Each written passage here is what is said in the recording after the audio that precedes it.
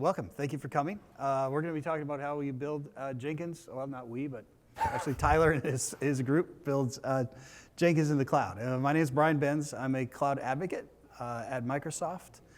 And hello, everybody. I'm R. Tyler Croy. I'm a Jenkins board member. I've been involved in the project for a very long time. I am one of two people, really, that spends a lot of time working on the Jenkins project's own infrastructure. The other being my colleague who wasn't able to make it, Olivier Vernon, who's in Europe. So he'll be at the Lisbon DevOps World Jenkins World later this year to talk about some stuff. But we build Jenkins. The whole project is built on top of Azure, and that's what I'm really excited to share about how we do that, because Jenkins is a very large open source project, and we've got some really interesting problems as we scale up our CI/CD infrastructure on top of Azure. Yeah, and so you're probably saying, why is a Microsoft guy here? So I've actually was approached by KK and Tyler 4 years ago now about setting up an infrastructure in the cloud. It was a bit longer ago than that. Was it? Okay. I don't know. It seems like time has flown. But so basically, we provided some resources for Jenkins to run on Azure, and that's what we're going to be showing you today. Yeah, so it was closer to 5 years ago. The Jenkins project had some infrastructure challenges. We were growing as a project. We actually didn't offer to plugins and other parts of the project CI. We only did that for core. We didn't have enough resources to support the project the way that we wanted to. And I was fortunate enough to meet Brian and a couple other people at Microsoft, and we started talking to Microsoft about partnering to run the Jenkins project infrastructure on top of Azure. And for a number of reasons which we're going to get into, it's actually been a very, very fruitful partnership because of the direction that Microsoft has been going with containers. It's exactly the direction that the Jenkins project and I think the CI/CD industry as a whole have been going as well. So, cool. So you want to see the agenda? Should I fire up ci.jenkins.io or the agenda? So we don't have to talk about the agenda, I guess. You can all read. What I wanted to sort of start us out with is what Jenkins on Jenkins looks like. When we talk about our Jenkins infrastructure footprint, we've got Jira, we've got Confluence, we distribute binaries and packages through Azure as well. But really the kind of interesting thing about running Jenkins on Azure is our primary Jenkins instance, which we're looking at now. This is public. You can all go look at it for all its glory, ci.jenkins.io. We actually run two other environments that are actually off the public internet, and I can explain a little bit more if we have time towards the end why we do that, where we have two private instances that are similarly structured to this one. But this is the main instance where pull requests are built for almost every plugin. Will you go into plugins there? For almost every plugin, all Jenkins pull requests to our core, a lot of our tools, our infrastructure itself. Where are we going? Plugins down here, sorry. Yeah. Yes. Just the plugins repo. There you go. So how many do we have now? So of the 1,500 or so plugins, over 800, if I read that number correctly. 835, yeah. Over 800 of those are using ci.jenkins.io for building their branches, building their pull requests, and all changes that go through them actually go through this environment. And so in terms of the scale that the Jenkins project is running at, I think the largest single Jenkins instance that I've ever heard of was running around 60 to 70,000 jobs, which is insane. Please don't ever do that. Jenkins doesn't work so well with that. ci.jenkins.io is probably the largest public installation of Jenkins that you can actually look at, and we can talk about how it's built and where it falls down and where it succeeds. And a lot of those. From a infrastructure standpoint, the Jenkins project runs everything on Azure, but we run with a lot of different Azure resources, which we're going to talk about. We certainly don't run everything on the master. So this is a VM that is running the Jenkins master, and we actually provision a lot of ephemeral agents on VMs and containers to service all of those workloads. So all that this master does is just runs the pipeline code, serves the web UI, and stores data for all of these things that are running along. Do you want to start talking a little bit about Azure VMs? Right. So this is at the bedrock of all of this is effectively Azure VMs. So we'll get to talking about containers, but VMs are sort of where everything starts for our infrastructure. So I guess, in full disclosure, we've had some issues with the site today, but normally you would see a bunch of VMs over here firing up Ubuntu and Windows VMs. When a PR comes in, do you want to talk about that process a little bit? I think, yeah, we can talk about generally the way that this flow happens for a lot of the provisioning process is we use a couple of plugins and we build on top of some Azure primitives here, but we don't run any infrastructure unless we have to. And so Jenkins will actually talk to Azure to stand up VM agents or Azure container instances for all of these workloads. The thing that Brian is referencing is, fortunately, knowing that there was a presentation today that was going to be talking about this specific thing, we've found a bug with provisioning VMs that we're resolving right now with some of the teams at Microsoft. And so our VMs are currently not provisioning because we found a bug this morning. But normally what will happen is we will actually provision hundreds of containers or hundreds of VMs when workloads come in. And there's actually, one of my favorite things to debate within the Jenkins community is we rerun pull requests when a merge goes into master. There's different strategies for how you can think about validating pull requests or validating works in progress in a CI environment. Because we have this elastic infrastructure that we can grow and we make good use of it, what we actually do is when a lot of pull requests will get merged, the reference in master, we're building on top of GitHub here, the reference in master has changed. And so to avoid any other integration issues, we actually re-queue new pipeline runs for every pull request in the system. And so for some of our repositories, like the Jenkins core repository, which unfortunately has a lot of open pull requests, which we're working through, being a typical open source project, we actually have a thundering herd problem where when a merge comes down to master, all of a sudden we have over 100, sometimes up to 200-300 pipelines that need to be run.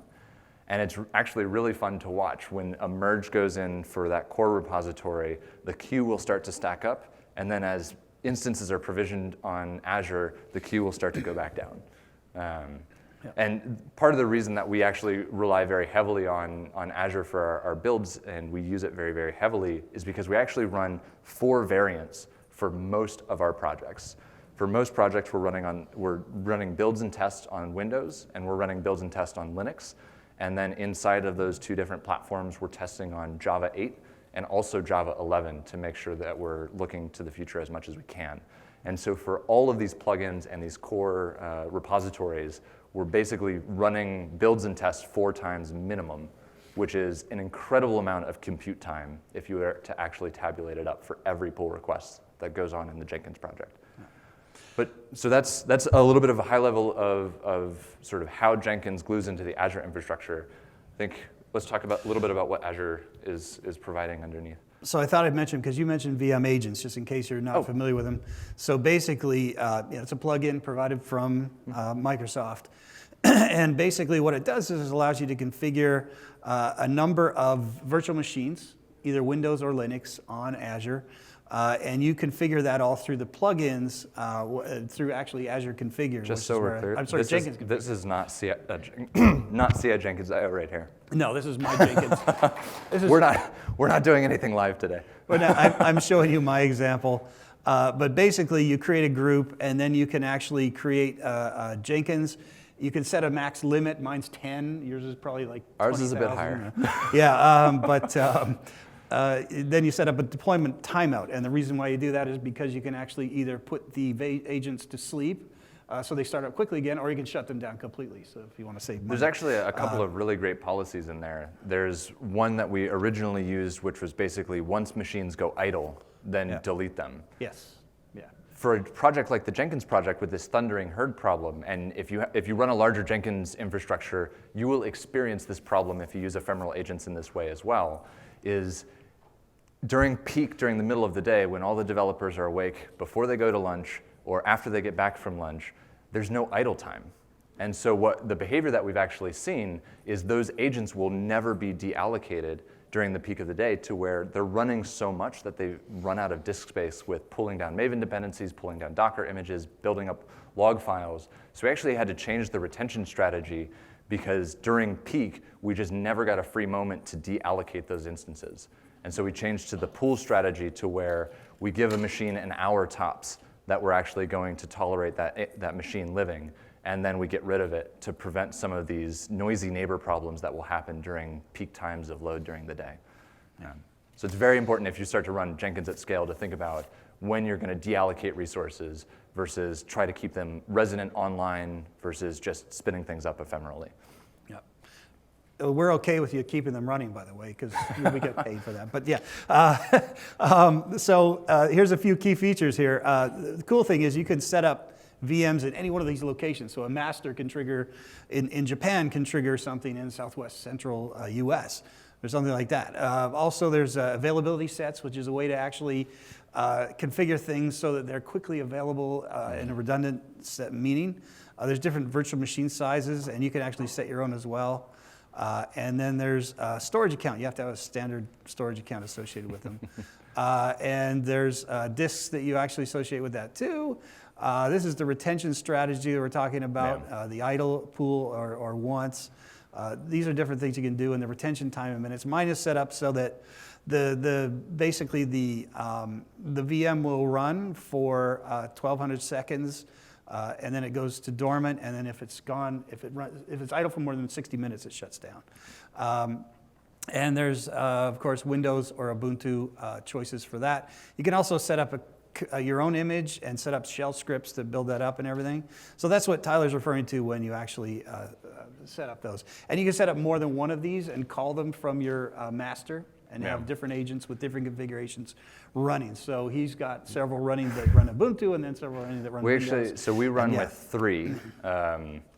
We started with one. We started with Ubuntu, and I had sized things out based off of a normal plugin.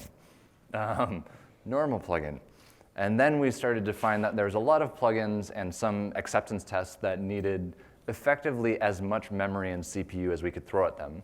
So we have Ubuntu for most of our VM usage. Then we have Ubuntu High Mem, which is for our especially leaky pipelines or especially aggressive pipelines that need to use a lot of infrastructure. And then we have our Windows agents. And I don't think we've needed to implement a Windows High Mem just yet.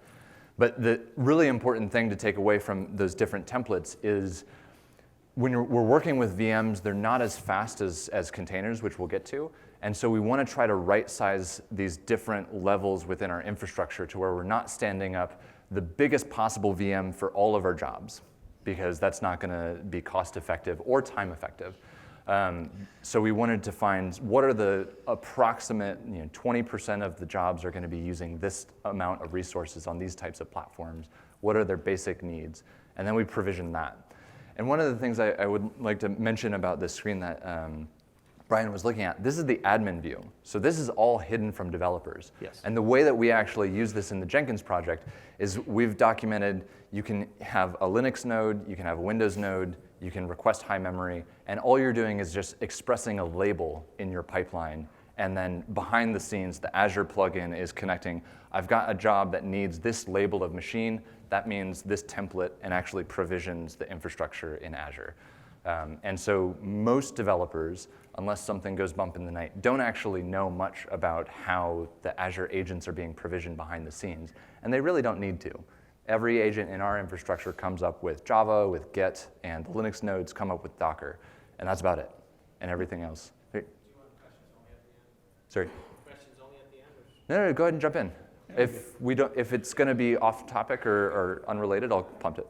Almost like a cache, like do you keep them available so that you don't have to provision infrastructure? So he's asking about he's asking about sort of caching these agent resources so that we have a ready available pool. We've actually started to do that more recently, like within the last 2 weeks, to where we'll have a pool of 2 or 3 always available. A VM can take between 1 and, depending on the type of day the Azure operations team is having, a couple minutes. Yeah. The actual big time hit for us is we're doing a lot in the init scripts for these VMs. Yeah. So we explored using Packer, and I actually got that all working to create these images. And then we found that we could use containers a lot more effectively for those workloads. So we said, we'll not deal with the Packer stuff. But yeah, with the VM Agents plugin, you can specify a pool that's just always on and resident, but still have a timeout for those instances. So it's not these, machines Alpha Bravo Charlie are not just sitting around all the time. It's Alpha Bravo Charlie will sit around for an hour. Yeah, for those machines that are going to just leak. Yep. So I'm sure it doesn't happen in Azure, but what happens if a region goes down? Oh, it happens. Like, is there anything in the plugin that says, okay, I just need to automatically start provisioning it somewhere else, or is that a manual step to say, hey, I want to start using it? Because it's in the Jenkins config. Right. So in our experience running on Azure, we've been running, I believe this infrastructure is all in East US or East US 2. And to date, that region has never suffered a significant enough problem to affect our availability. The way that Azure availability works is you pretty much have, and you're going to have to correct me if I'm wrong, or anybody else, there's the update zones, and then there's like availability zones and basically update zones where they will roll software updates through, and those are different slices of the infrastructure. Right. And so there's been service degradation in terms of how rapid we could deploy VMs in East US, but we've never actually had a full out. However, if that were to happen, I think we would have to go update Jenkins manually or plan ahead to where we would have another template to where you'd have like some, Linux and Linux West or something like that to provision. So this is actually all the regions we have. And to answer the question a little bit, it's not a common occurrence, but basically the only time you would ever have update problems like that is when there's an update of an operating system or something like that behind the scenes. But that generally doesn't affect VMs that much. It's going to affect PaaS services perhaps. But each one of these little blue dots here represents a region. And we call it a region and not a location because we actually have multiple buildings in that location in different physical locations. So there might be 2 or 3 buildings, and then inside those buildings are just these unbelievably huge racks, multi-football fields of servers. And those are all running your applications. And then there's these things called availability sets, which are basically a clustered together group of servers that you can use and mirror off each other. So when we actually do those upgrades, we usually do one set of racks at a time, and then we do one building at a time. So there's very little chance of any, I mean, it could happen. There's been situations where it has a couple of times, rarely, but generally speaking, it's very safe. Your data, and you're not actually going to notice if we have problems. Right. You're gonna basically switch over to something else. From the Jenkins perspective, you don't really know about that, or the plugin doesn't seem to really know about that. And to compare that to some of the EC2 plugins that I've worked with in the past, where you do actually, at least this was when I looked at them years and years ago, you would actually set an availability zone. That's actually opaque from the Jenkins master standpoint to where they'll go into some update zone in Azure, and it's not been a problem. But it would be a manual change in the Jenkins master. There is a known sort of reliability challenge with running a Jenkins master in any cloud environment to where Jenkins wants to be the sole master, and it's actually a very difficult application to run in an HA active-active mode. There's kind of no way to get around that with Jenkins as it's architected today. So the approach that we've taken for running Jenkins on Azure is we try to make the Jenkins master immutable. So it's immutable configuration running in a Docker container to where we could just, and we have done this, just blow away the VM that it's running on top of and use backups on another VM to just pull a new Docker container that's going to be running with that. But doing any sort of, once we start talking about, I would say, availability or high reliability with Jenkins, there's so many other factors that I worry about before I start worrying about the cloud provider underneath. And most things that have bitten us with Jenkins on Jenkins have been our fault. They haven't been infrastructure underneath, unfortunately. So Tyler mentioned scripts for setting things up. We have these things called ARM templates, which is how Tyler implements the servers themselves, and then inside the server you configure them using Terraform, right? Is that? No, buddy. It's Okay. all Terraform. Okay, it's all. Oh, and I thought. Well, Big there are fans ARM of templates Terraform. there. Okay, I did want to show you this a little bit because there is a Terraform provider. It's Azure RM, and there's a huge documentation here on actually providing all kinds of data sources for Terraform. So we actually have our own CLI as well on Azure. It runs on Windows, Linux, and Mac, and it's written in Python. It's open source. But if you're using Terraform, if you want to do true multi-cloud stuff, Multi-cloud is not really. But yeah, you still have to Terraform. change your Terraform provider. for the But win. yeah. So Terraform is the way. So here's some examples here I wanted to show you. Anytime you create something, any kind of infrastructure in Azure, you have to create this thing called a resource group, which is how you group like a network and a VM together, and they know where each other are. It's also good for boxing things in for billing and things like that. It's also really, really useful for deleting things.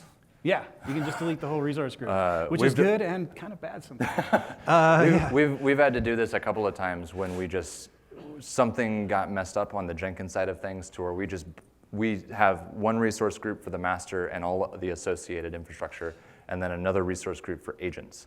And if something gets out of sync between Jenkins and Azure, it's oftentimes easiest to just delete the resource group and start again, and agents start populating again. Yeah. And so if you do provision things, especially like a Jenkins environment in Azure, I highly recommend looking at using resource groups effectively for cleanup, if nothing else. It's really effective when you delete a resource group. Everything in that resource group goes away. There's no virtual NICs sitting around hiding in some, I'm not going to refer to the other cloud providers, but hiding in some other resources that are very difficult to delete. When you kill a resource group, it's gone, which is excellent. And this is AZ group delete is the actual command you use for doing that, which is, there's a confirmation process, but yes, that's generally how you do it. Now Terraform, I did want to show you a couple things here. So this is AZ, this is the Azure CLI I referred to. This is how you create a VM. You specify your resource group, the name of the VM, the image. We have multiple different images, or you can provide your own. A username, and then you say generate SSH keys. It creates the SSH for you. And then you can just open some ports and do Azure VM. Now Terraform, it's a little more verbose, but you're basically doing the same thing. So when Tyler was talking about deleting a resource group and then recreating it, it sounds like work, but really you're just running a script, right? You're just saying, okay, AZD, I don't know if you use Terraform for deleting, but I would just use AZ group delete, confirm, delete, and then you run the script again. And the script would basically create a Azure provider, the resource group, the virtual network, subnet, some public IPs, network security group, and rule, Will and you then jump back basically over to the CLI? I'll get down. Okay, yeah, sure. From the CLI, so I use the CLI quite a bit for these administrative tasks during the day, which is really, really helpful. It's very concise and well thought out. Yeah. We use Terraform very heavily within the Jenkins project as well. So if you go to the Jenkins-infra GitHub organization and to the Azure repository, you can actually look at all of the Terraform that we use to provision our resources in Azure. But these tools are not mutually exclusive, and nor should they be. We use Terraform to drive CD pipelines for our infrastructure. And for the things that, as an operator, invariably you just need to go touch some infrastructure and change it.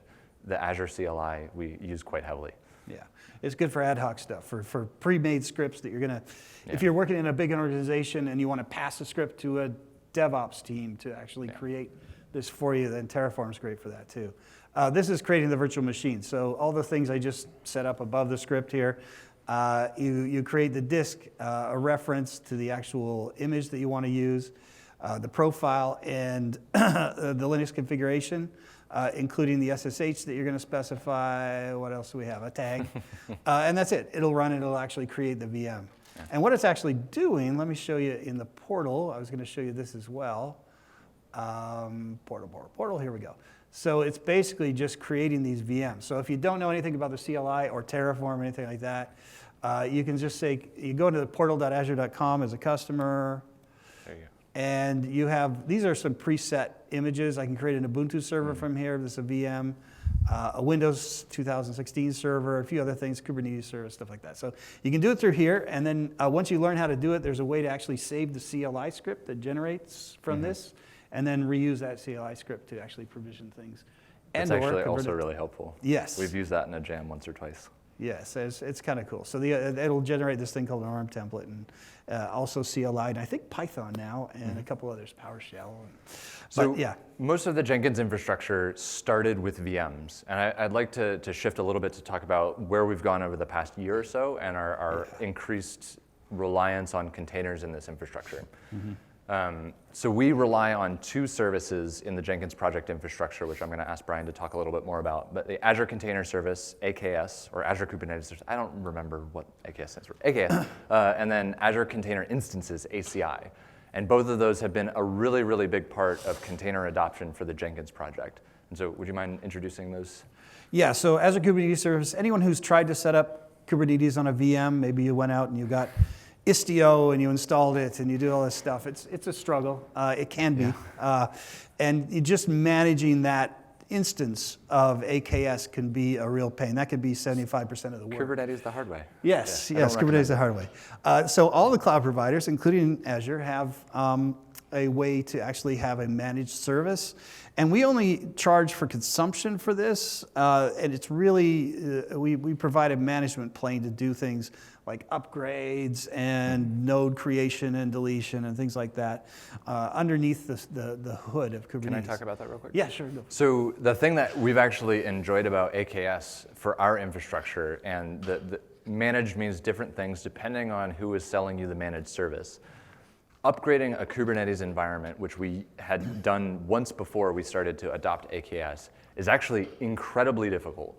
To where we decided the most prudent way for us to go about this was we were just going to build a new Kubernetes cluster, deploy all of our resources that were running at the time to that, and then update DNS. And once DNS had transferred over, we would shut down the old Kubernetes cluster.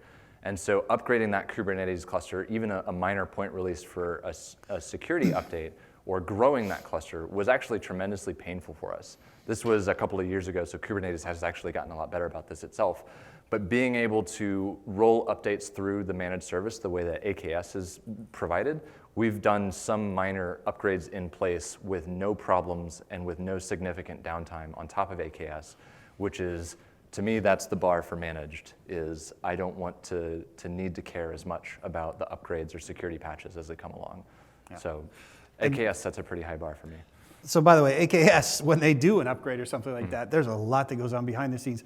You may or may not actually have your pods migrated to a new, your clusters migrated to a new server. If I don't have to know, don't know. I don't. Yeah, that's the nice thing about it. So that's kind of cool. And you were talking about ACI a little bit too.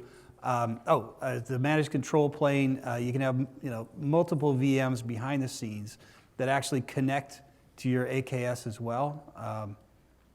But let's talk about ACI a little bit. Yeah, let's just go to ACI. ACI is actually pretty cool, kind of our secret weapon, I think, in terms of things. So a lot of what we do on Azure, things you're running on Azure are actually running on ACI behind the scenes. We have these things called virtual nodes. So when you're running Kubernetes on Azure, you have sort of an unlimited amount of scalability. One of the challenges with Kubernetes is actually adding pods and expanding capacity. Expanding capacity when you need. Yeah. So we have this. We have this thing called a virtual node. Do you want to? I can talk about it. Tell you about it. So virtual nodes are basically these pods in our own managed Kubernetes instance, not part of your Kubernetes, but it's something that we have that runs, and that is actually firing up a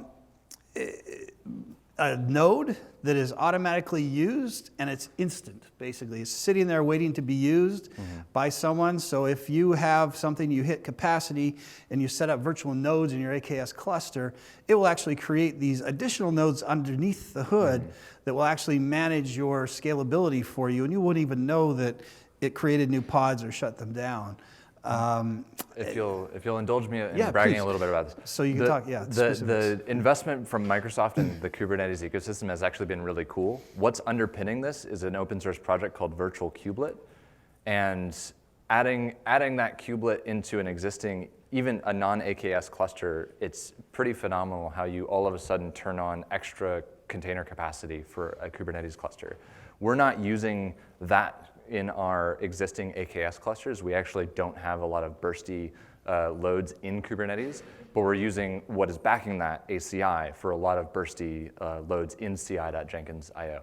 So let's talk a little bit about ACI real quick. And by the way, so you don't have to use ACI only with AKS. So you can create, right. ACI is an Azure Container Instance, is its own actual standalone service. And you can fire up, it's great for dev tests. So I use it for that all the time. Without having to fire up a whole Kubernetes cluster, I can get something, I can go out to a registry, grab something, fire it up on a pod, and I can try it out. And it says Azure Container Instance, that's the name of the service. But you can actually create more than one pod inside an instance. So if you have multiple pods, you want to see how they talk to each other, you can test that all out on Azure, and it's scalable to a certain point, but then you're ready when you want to scale it for real to AKS. You can actually deliver AKS and then have that running. You can reasonably be assured if it runs on ACI, it's going to run on AKS. Just containers, man. Yeah. So the way that the Jenkins project is actually using ACI right now is we started to adopt the Azure Container Agents plugin. And the Azure Container Agents plugin gives us the same sort of ephemeral agent capacity that the Azure VM Agents plugin gives us, except instead of being backed by VMs, it's backed by containers in Azure Container Instances. And the difference between those two is, I mean, they're innumerable, but the boot time from, not on the ACI side, but the boot time from Jenkins needs more capacity to a Java Jenkins agent up and running inside of a container that can start to service workloads is around 30 seconds. So I cannot express how important to the growth of the Jenkins project ACI is playing of a role, because to go from 5 to 10 minutes for provisioning a VM agent to 30 seconds is such a sea change in terms of developer productivity, especially when those thundering herds happen, that it's just mind-blowing. It's such a phenomenal service, and I'm a huge fan of it. But there are some challenges with building on top of it. The way that Jenkins needs to sort of run is it sort of assumes that there is going to be Java code running at the end of that master agent communication channel. And so you can't just grab a container off of Docker Hub, throw it in ACI, and all of a sudden you can run Jenkins workloads on that. So we have a repository that's in the Jenkins CI organization called JNLP Agents. And this was something we started to support this work that we're doing on ci.jenkins.io, where we take common upstream Docker Hub images, so the official images like an Alpine or a Terraform or a Ruby, and we do a Docker multi-stage build, use the Jenkins JNLP agent as the first stage of that multi-stage build, then use the upstream official version of that, copy the agent bits over, and put that in the official that new image. And so with very, very little effort, we have all of these agent images that are actually published. You can consume these from Docker Hub as well. We publish them there. All of these agent images that give us upstream official versions of the latest Maven on JDK 11, the latest Ruby, the latest Node, the latest Terraform, the latest Alpine, all of those that we can spin up in 30 seconds and start running with. Now, gentleman up front asked about caching earlier. There's a huge problem in the Jenkins infrastructure, not around caching of these compute resources, but around caching of Maven repositories, which is one of the largest banes of my existence with this infrastructure is Maven resources and downloading the number of dependencies that we need. If you're bringing up a fresh instance of a container in 30 seconds, then Maven is going to run and download things for the next 3 or 4 minutes in a lot of cases. So we actually run we run a caching proxy in our AKS cluster that caches our upstream Artifactory. We're using Artifactory, but also is caching some other Maven repositories, so that even though we're bringing up this ephemeral agent, at least within the same region, there's a caching proxy that's holding a lot of those Maven dependencies so we can get them as quickly as possible. So you chose to use a caching proxy rather than mounting a volume which has the repository contents in it? Any rationale why? Why, yes. This is Mark Waite. This is the maintainer of the Git plugin. I'm going to call him out. He's a great contributor to the Jenkins project. But so the question was largely around we're using a caching proxy as opposed to mounting a volume. Now, in ACI and with VM agents, you can attach a disk to them. At the time when we started going through these, through a lot of the scaling out and growing of this Jenkins infrastructure, the Achilles heel of Azure for a while, which has since been changed, was storage. Some of our storage options were slow, and they were either slow from a performance standpoint, which has actually greatly improved with premium storage as that's been introduced, or they're slow from an attach standpoint.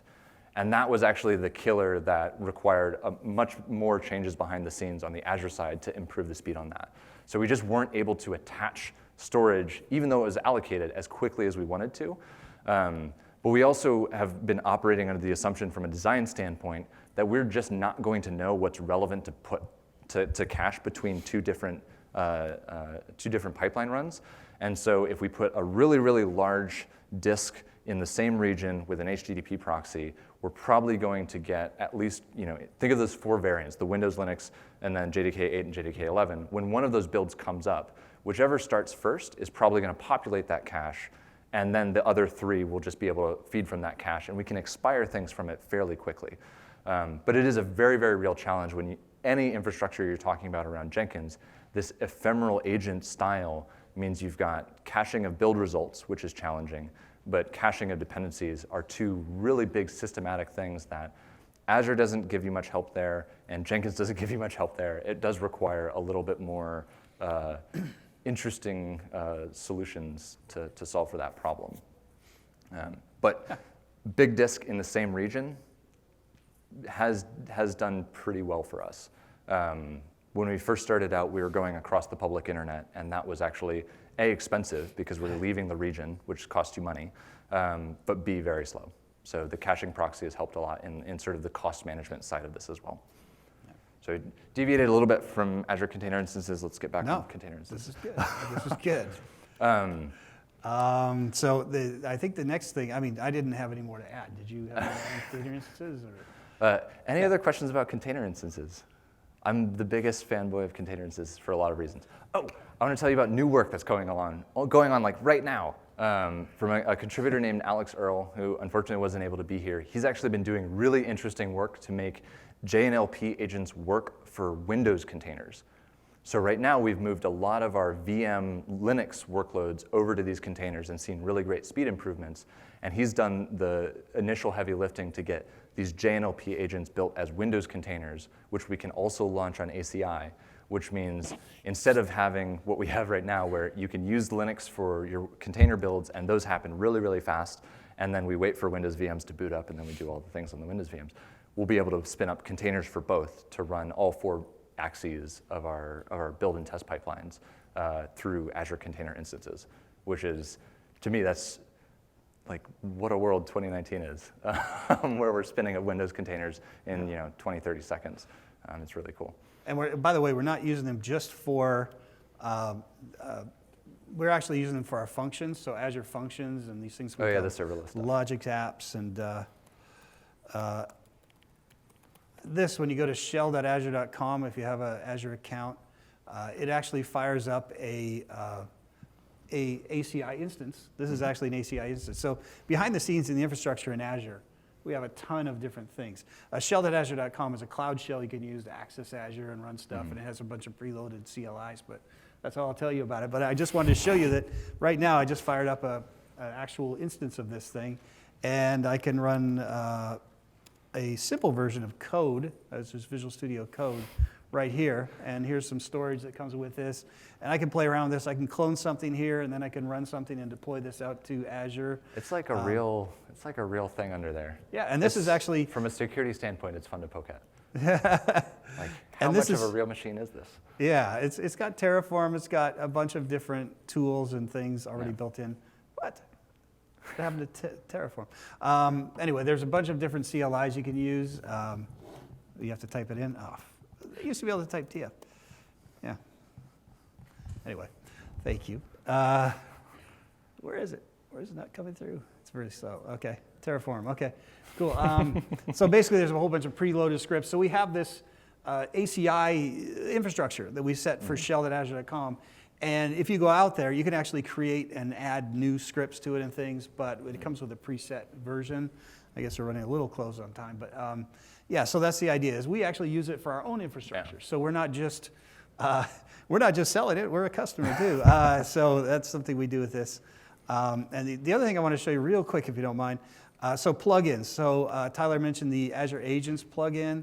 We actually have a ton of plugins you can look at, pretty much to do anything you can think of in Azure. And these are all developed by our Azure DevOps team and people at Microsoft. And these are tested and work, and they do a lot of different things that are pretty well built. And some of them access ACI, some don't. And some access. Since she's smiling at me, if you've got questions about Azure on Jenkins, the plugin side of it, product manager from Microsoft PC is here that you could ask more questions about this after the talk.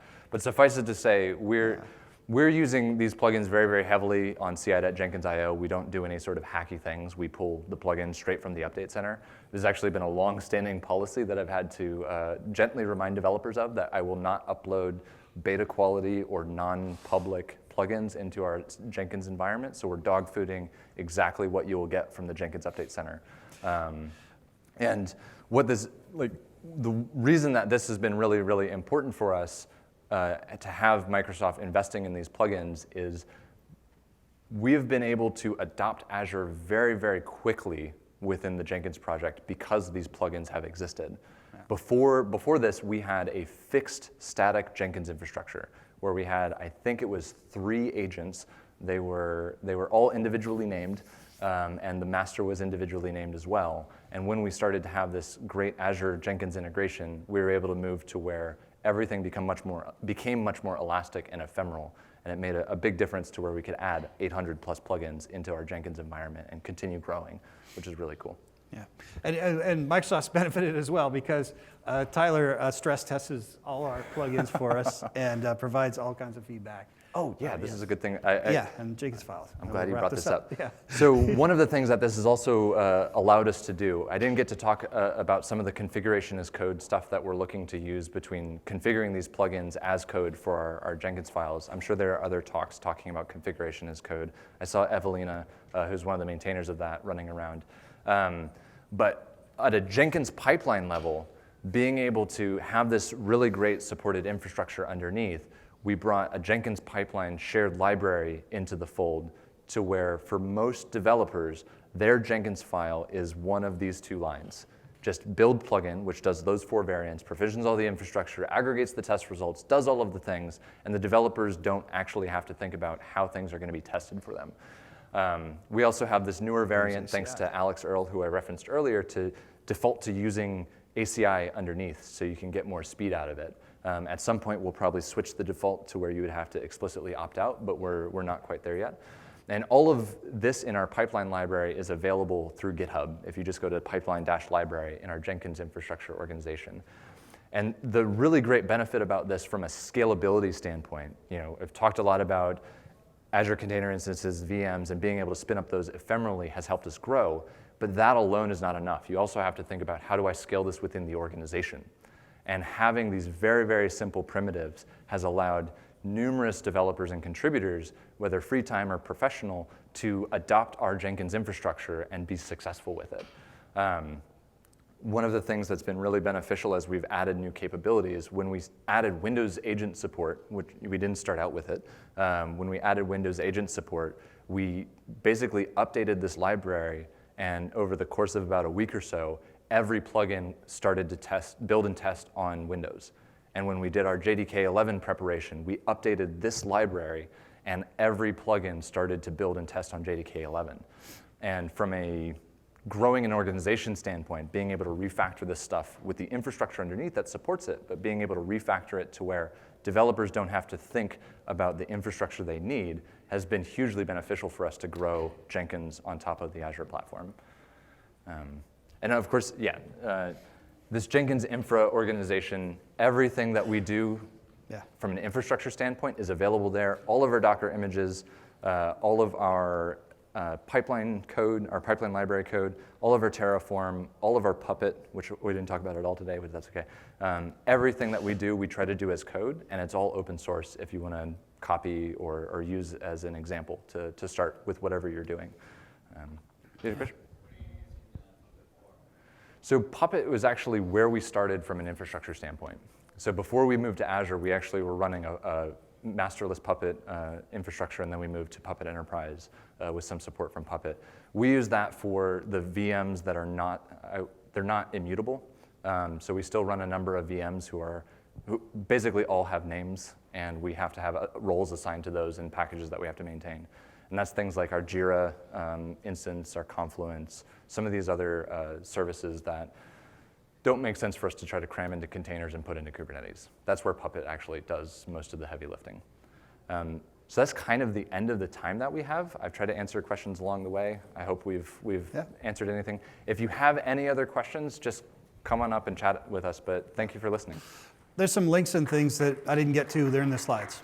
Thanks. There you go.